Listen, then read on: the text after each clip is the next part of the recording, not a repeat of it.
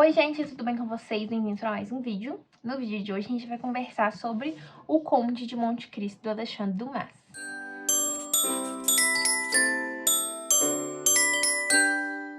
Esse ano eu li esse livro incrível do Alexandre Dumas, ou Dumas, né? Depende de como você quer falar. Eu não sei francês, então eu vou falar Alexandre Dumas, né? Eu li nessa edição aqui da Zahar, dividida em 2 volumes, que é uma edição lindíssima, muito caprichada, com várias notas e ilustrações, tá? Palmas pra Zahar ter feito essa edição maravilhosa. E aí, eu peguei pra ler meio aleatoriamente, não estava em nenhuma meta, não estava em nada. E, gente, eu li esse livro tão rápido que eu fiquei chocada. Eu li ele com cerca de 2 semanas. Eu li cada volume com 1 semana, tá? E aí hoje a gente vai conversar sobre ele, que foi um dos livros favoritos deste ano. Inicialmente, esse livro ele foi publicado em formato de folhetim ao longo dos anos de 1844 até 1846, e para depois ser publicado como um romance, tá? Dando uma lida aqui, porque esse livro ele tem uns textos de apoio, né? Por isso que eu amo a Zahar. E aqui ele comenta sobre uma colaboração de um segundo autor que foi, eu vou ler aqui porque é um nome francês, o Auguste Maquet, ou Maquet, eu não sei como é que fala gente francês. Enfim, de que este autor ele tenha feito uma co-escrita junto com o Alexandre Dumas, então não foi uma escrita que ele fez sozinho, inclusive na época teve até uma certa polêmica com relação a isso, mas acabou que no fim o livro foi publicado só com o nome do Dumas mesmo e ficou próprio do Auguste, que ficou largado para trás. Mas o que a gente vai ter aqui? Aqui a gente vai ter uma história sobre vingança, uma das maiores histórias de vingança já escritas que todo mundo conhece. Mas enfim, o que a gente vai ter aqui, né? A gente vai conhecer o Edmond Dantes, que ele é um jovem marinheiro que tem uma vida muito promissora. Então, os primeiros capítulos, a gente vai se ambientando, vendo como a vida deste marinheiro está perfeita, por assim dizer. Ele está sendo reconhecido no trabalho, ele vai receber uma promoção, ele vai casar com a mulher que ele ama. E aí, né? A gente vai ter o quê? Pessoas invejosas, as inimigas recalcadas do Edmond Dantes, pessoas que almejavam o que ele tinha, tanto em questão do trabalho, a mulher, e vão armar uma trama contra ele para que ele seja preso. Então a gente vai ter a figura aqui de alguns personagens que vão sentir inveja por este rapaz e eles juntos ali vão tramar uma forma com que o Edmond seja preso. Então um deles vai escrever uma cartinha ali para o procurador do rei denunciando o Edmond como um inimigo da coroa, tá? Porque esse livro aqui, ele se passa em um período de tempo muito interessante, tá? Para quem não conhece os fatos históricos da França, em determinado período de tempo, ali lá no século XVII, se eu não me engano, posso estar viajando agora porque eu fico um pouco confusa, ou no século, ou foi no século, enfim, eu vou deixar aqui escrito na tela, tá bom? A gente teve a Revolução Francesa, né, que destronaram a Maria Antonieta e o seu marido, e eles foram decapitados, e aí houve toda uma revolta ali da população, para em seguida o Napoleão se tornar o imperador da França, né, então a gente vai ter essa ordem dos fatos, para depois instaurar novamente a monarquia. Então a gente vai ter aqui esse livro inicialmente se passando neste primeiro momento em que a monarquia acabou de derrotar o Napoleão, então o Napoleão está exilado e aí acabou de ter um retorno à monarquia.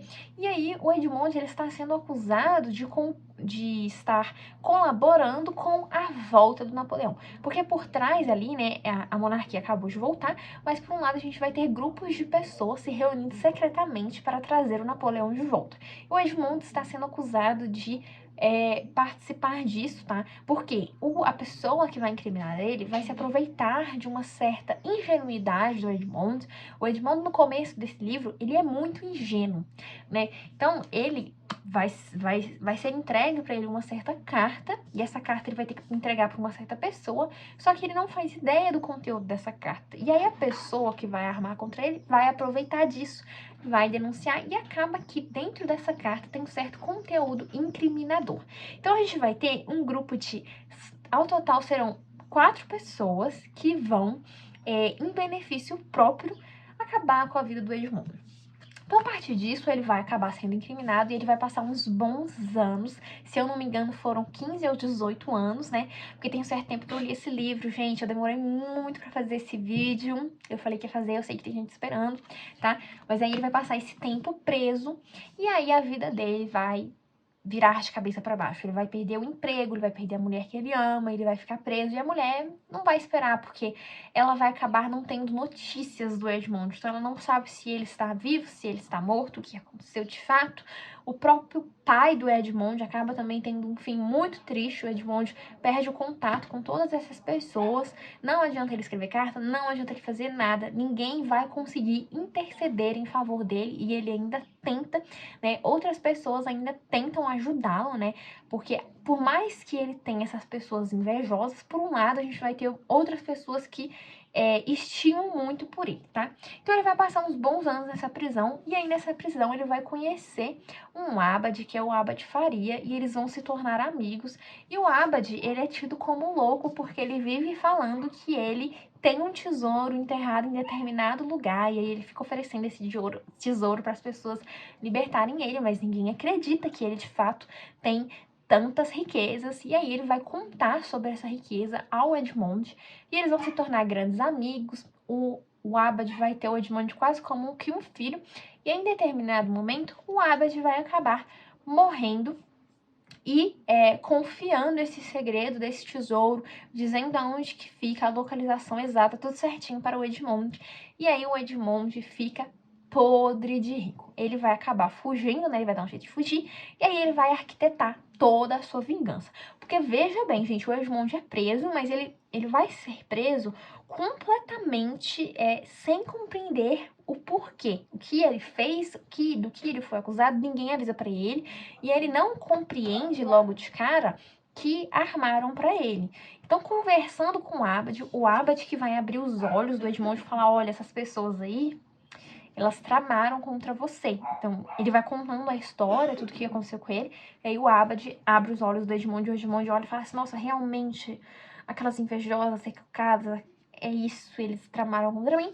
E aí ele vai fazer um juramento de vingança. Então, ele sai, e aí a gente tem esse livro dividido em partes, né?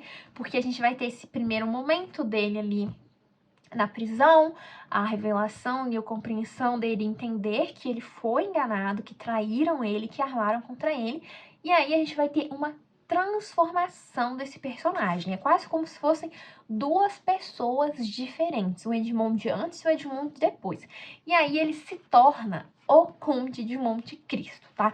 E é quase como se ele criasse praticamente uma nova identidade, uma nova pessoa. Ele se modifica completamente, ele deixa total aquela sua ingenuidade, porque esse Abade, ele era meio que um professor, assim, e ele vai ensinar muitas coisas pro Edmond, vai ensinar línguas, vai ensinar história, vai ensinar geografia, então ele vai sair daí uma outra pessoa.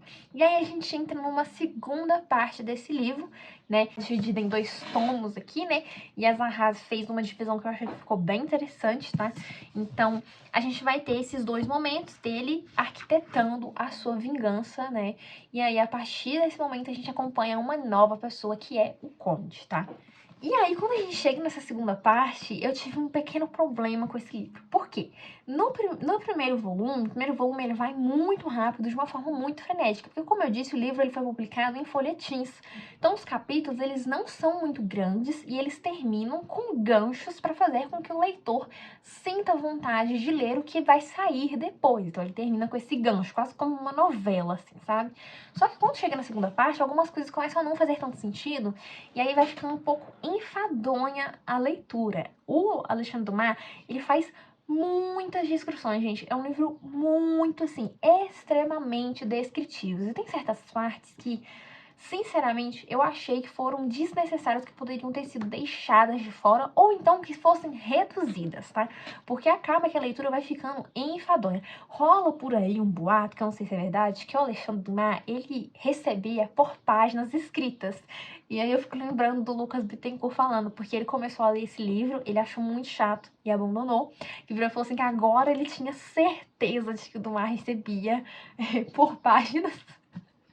Pode ter ser, né? Porque afinal ele escreveu um livro muito grande que eu acho que de fato, gente, eu acho que alguns momentos poderiam ser menores, principalmente assim nesse começo aqui desse segundo volume e no final desse, tá? Porque quando ele se transforma, é meio como que a gente tivesse uma quebra ali na narrativa, tá? O Edmond, ele some. Aí, a partir desse momento, a gente vai acompanhar uma nova figura. E aí, a princípio, a gente fica meio assim, sem compreender o que está acontecendo, quem é esse cara. Esse cara realmente é o Edmond? Deve ser. Então, a gente começa a fazer especulações, tá? Porque, como eu disse, gente, é uma nova pessoa. Uma pessoa muito diferente. É uma pessoa excêntrica, uma pessoa rica, que gasta sem escrúpulos nenhum. Porque, afinal, ele está em busca da sua vingança. Então, ele vai fazer de tudo e mais um pouco para que a sua vingança seja concluída, para que ele consiga derrotar essas pessoas que botaram ele ali dentro da cadeia, que fizeram, né, que acabaram com a vida dele. Só que aí vai chegar um momento que tem algumas partes, assim, que são muito chatas, gente, sério. A parte, por que acontece? Quando a gente vai acompanhar a segunda parte, a gente tem a introdução de novos personagens. Então, assim, gente, se atentem, uma dica que eu dou pra vocês, se atentem ao nome dos personagens que vão aparecer nas primeiras, na primeira parte, tá? Em dado momento, a gente vai ter uma conversa de um Abade com um personagem que chama Caderose, eu não sei como é que fala, que é francês, tá? Então se atente a essa parte, e é uma história que o Caderose vai contar pra esse Abade, e esses nomes, porque senão vocês vão ficar perdidos quando chegar em Roma ali, e o conde encontrar com certos jovens ali. Aí você não vai entender qual o sentido dele estar fazendo aquilo. Mas, gente, tenha em mente que nada do que o conde faz é em vão, é inútil, tá? Até as pessoas que ele se cercam, os criados que ele vai ter, ele não vai ter ali à toa, ele vai ter motivo por trás, e esses motivos estão ligados a essas pessoas que tramaram contra ele. Por isso que eu tô falando pra vocês se atentarem aos nomes desses personagens, porque assim, gente, esse é o livro que você vai ter que fazer uma leitura atenta nele, tá? Porque senão muitas coisas você vai deixar passar, porque afinal a gente tá falando de um livro muito grande, talvez seja até interessante que você mantenha um diário de leitura, ou uma lista de personagens para que você consiga acompanhar, tá? No meu caso, eu nem precisei tanto fazer, porque como eu disse, eu li muito rápido, então a história foi ficando muito fresca na minha cabeça, né? Então eu não esquecia as coisas, tá? Mas fica a dica para você que tem dificuldade com livros muito descritivos, porque esse livro aqui, ele é extremamente descritivo e isso pode ser um pouco cansativo para algumas pessoas, tá bom? Mas enfim, então aí a gente vai ter essa nossa segunda parte do conde se reintroduzindo em Paris e entrando novamente, né, fugiu uma palavra aqui, entrando novamente na vida das pessoas que ele que enganaram ele, né? E aí vocês podem estar se perguntando, nossa, mas esses caras aí que fizeram a trama contra ele não vão olhar pra ele e lembrar dele? Não. O Conde, ele foi muito perspicaz até nisso. Então ele vai mudar só para isso, ele vai mudar a sua forma de falar, sua forma de andar. Ele vai, como eu disse, gente, ele vai se tornar outra pessoa. Na descrição você vai vendo isso. É como se ele tivesse morrido e nascido de novo, tá bom? Então essas pessoas não vão desconfiar em nenhum momento que o Conde de Monte Cristo, na verdade, se trata de Edmond Dantes, tá bom? Então a gente vai acompanhando essa história de vingança, que é uma trama muito bem estruturada. Nada do que o Conde faz, como eu disse, é em vão, tá? Até uma roupa que ele usa, ele não usa de caso... É tudo muito pensado, tudo que ele faz. Então, todas as coisas, todos os lugares que ele visita, é tudo muito pensado. E ao longo dos anos, essa é uma vingança que demora, vai se passar muitos anos, tá? Tanto que quando o Edmond Dantes, ele é preso, ele tem cerca de 20 e poucos anos, ou até menos. E quando ele vai concluir a sua vingança, ele já tá pra lá com 50, pra vocês terem noção da passagem de tempo. Então a gente tem uma passagem de tempo muito grande, é uma vingança que vai demorar pra acontecer, e vai acontecer lentamente, porque o Conde, ele vai fazendo tudo, como eu disse, de caso pensado. Ele tem que adquirir certa... como é que fala? Nossa, fugiu a palavra. Ai, gente, como é que chama? Gente, esqueci a palavra mesmo, fugiu. Mas enfim, ele tem que construir a sua reputação. Ele tem que ser, além do dinheiro, né? Porque o dinheiro, gente, quem tem dinheiro tem poder. Ele mostra muito isso daqui, que dinheiro é poder. Aí lembrei a palavra, ele vai construindo uma influência. Então ele tem influência por diversas pessoas, tá? Para ele poder utilizar disso depois. É quase como um processo de eu faço isso aqui para você agora e aí você vai ficar me devendo e depois quando eu te procurar, você vai ter que me ajudar. Então ele vai fazendo essa relação de trocas aqui para ele construir certa influência, para ele ter o seu poder de conseguir fazer o que ele quer, tá bom? Enfim, eu não vou entrar muito em detalhes mais sobre o enredo, porque, nossa, gente, são muitas coisas que acontecem, tá? Ele vai se vingando aqui dessas pessoas, ele chega até a atingir outras pessoas para esse fim, né? A única coisa que eu não gostei nesse livro, como eu disse pra vocês, foram as descrições que às vezes foram um pouco desnecessárias. E no final tem umas coisas que acontecem que eu não curti muito. Assim, por quê? O que acontece, gente? Eu gostei do final, mas ao mesmo tempo não. Vocês, o que eu quero dizer com isso? Porque conforme eu ia lendo o livro, em dados momentos parecia que o Conde não ia conseguir se vingar. E conforme você vai lendo, você vai sentindo uma empatia por este personagem e você acaba querendo que ele se vingue. Por mais que às vezes essa vingança se torne muito cruel, né? Então, alguns dos personagens aqui que ele vai ter voltar a sua ira a eles, vão ter um fim muito trágico. Alguns personagens vão encontrar a morte, né? Então vão ter um fim muito trágico, mas você não fica com dó desses personagens. Você desenvolve uma empatia pelo nosso herói, né? Porque afinal, esse livro aqui, ele é um livro que está ligado ao romantismo e também ao gênero romance, tá? Veja bem, como eu disse, ele terminou de ser publicado em 1846, tá? E aí, a gente vai ter muito disso aqui. Então, conforme eu ia lendo o livro, eu fui ficando com certo receio de, meu Deus, o Conde não vai conseguir se vingar. O livro vai acabar e eu acho que o Edmond vai morrer. Sério, gente, eu tava pensando que seria isso. Que o Edmond ia morrer e ele não ia se vingar. E aí os personagens que armaram contra eles iriam viver felizes para sempre. Eu estava pensando que ia acabar acontecendo isso. Então, como não acontece isso, no fim as coisas dão bem para o herói. Então, por isso que eu tô falando que ele tá muito ligado tem muitas dessas características do gênero romance, que tem um vídeo aqui no canal, caso você queira ver, para você compreender do que eu estou falando. No final, as coisas vão dar certo para o nosso herói. Então, eu gostei disso. Mas tem certos rumos que alguns personagens tomam que eu, particularmente, não gostei. Como, por exemplo, no final, a pessoa que o Conde fica, né? Então, assim, como eu disse, vai tudo dar certo pra ele. Isso não é um spoiler. A gente tá falando de um livro clássico, pelo amor de Deus, tá? Pelo amor de Deus, o que interessa é o que acontece no meio do caminho. O final pouco importa.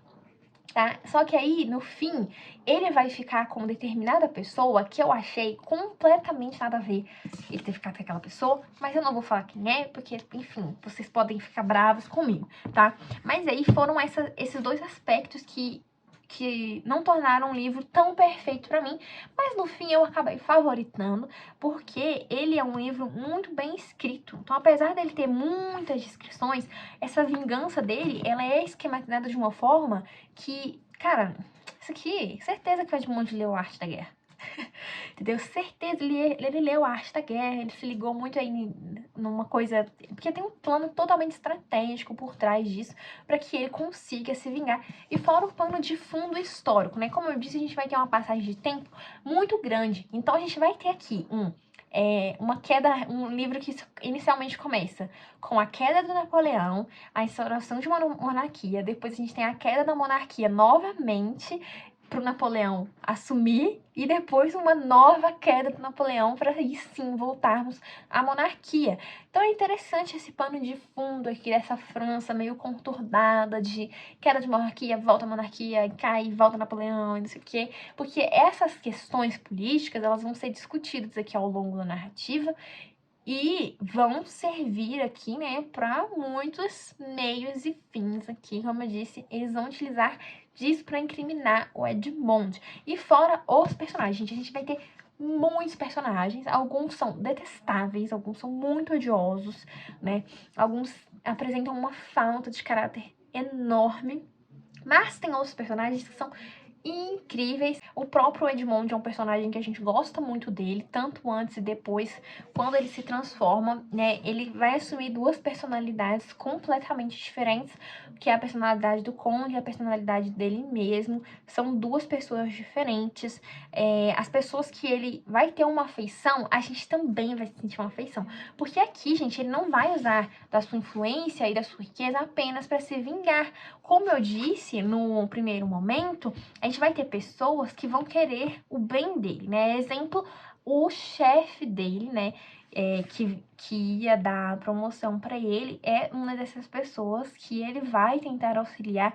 Então, essas pessoas vão ter filhos, ele vai auxiliar os filhos dessas pessoas que tentaram auxiliar ele de alguma forma, e aí a gente acaba se afeiçoando a esses personagens também, né? Enfim, e as pessoas que ele odeia, a gente acaba odiando. Pelo menos pra mim foi assim, sabe? Eu acho que por eu ter empatizado muito mais com o Conde, né, barra Edmond, todas as pessoas pelas quais ele não gostava, eu acabava não gostando, e as pessoas que ele tinha uma afeição, eu acabava criando uma afeição também. Enfim, era isso que eu tinha pra conversar com vocês, né? Finalmente veio aí o vídeo do Conde de Monte Cristo. Eu já li esse livro há um bom tempo, mas, nossa, gente, foi difícil, a faculdade não colaborou, e aí eu acabei não conseguindo gravar o vídeo, mas veio aí, né, está aí pra vocês. Comenta aqui se vocês já leram, ou se vocês abandonaram, se não rolou, se vocês acharam muito descritivo, porque, afinal, gente, nem todo mundo vai ter uma experiência tão boa de leitura como eu tive, né, e é compreensível, o livro, ele é uma leitura relativamente cansativa, mas que eu gostei muito e eu super indico, tá? Caso vocês queiram conhecer a escrita do Alexandre Dumas, é o primeiro livro dele que eu leio. Eu já li o livro do filho dele, que é A Dama das Camélias, aliás. Super recomendo, muito bom. Ai, que livro maravilhoso, ok? Saudades, aliás. Enfim, se você ainda não é inscrito no canal, se inscreva, deixa o like, comenta aqui pra mim, né, o que você achou do vídeo, se você já leu o livro, enfim, vou adorar saber. Vamos trocar aqui figurinhas, tá bom? E me siga lá no Instagram, porque lá eu falo em tempo real sobre as minhas leituras pra depois trazer aqui no canal, tá? Então é isso, espero que vocês tenham gostado. Um beijo e até o próximo vídeo.